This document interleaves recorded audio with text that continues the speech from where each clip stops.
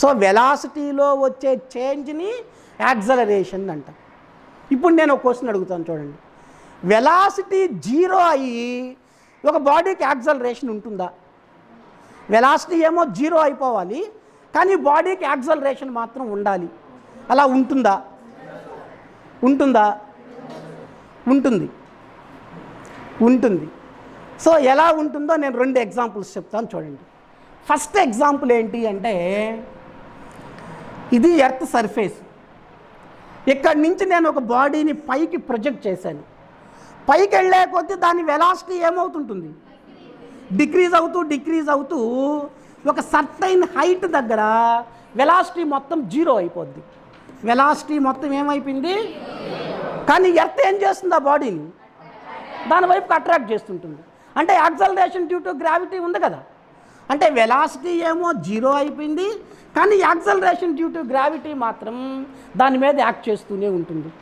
కాబట్టి వెలాసిటీ 0 అయిపోయినా యాక్సలరేషన్ మాత్రం వర్క్ చేస్తూనే ఉంటుంది. కాబట్టి ఫస్ట్ ఎగ్జాంపుల్ ఏంటి? At the highest position of the body projected upwards. ఒక బాడీని పైకి విసిరేసినప్పుడు దాని హైయెస్ట్ పొజిషన్ దగ్గర వెలాసిటీ 0 అయిపోద్ది, యాక్సలరేషన్ మాత్రం 0 కాదు. నేను ఇంకొక ఎగ్జాంపుల్ కూడా చెప్తాను. సెకండ్ ఎగ్జాంపుల్ ఏంటి అంటే, ఒక సింపుల్ పెండులం తీసుకుంటాం. సింపుల్ పెండులం మీ అందరికీ కూడా తెలుసు.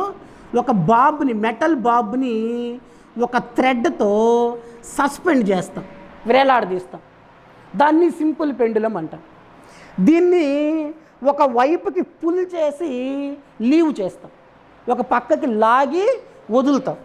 నేను ఎక్కడి నుంచి ఇక్కడ దాకా లాగాను, ఇక్కడి నుంచి దీన్ని వదిలేశాను. వదిలితే ఏమవుతుంది? అది ఇక్కడికి వచ్చి ఆగిపోతుందా? మళ్ళీ ఇటు కూడా వెళ్తుంది, ఇక్కడ దాకా వెళ్తుంది, మళ్ళీ అక్కడి నుంచి ఇటు వస్తుంది, మళ్ళీ అటు వెళ్తుంది. అంటే అటు ఇటు ఆసిలేషన్స్ చేస్తూ ఉంటుందన్నమాట.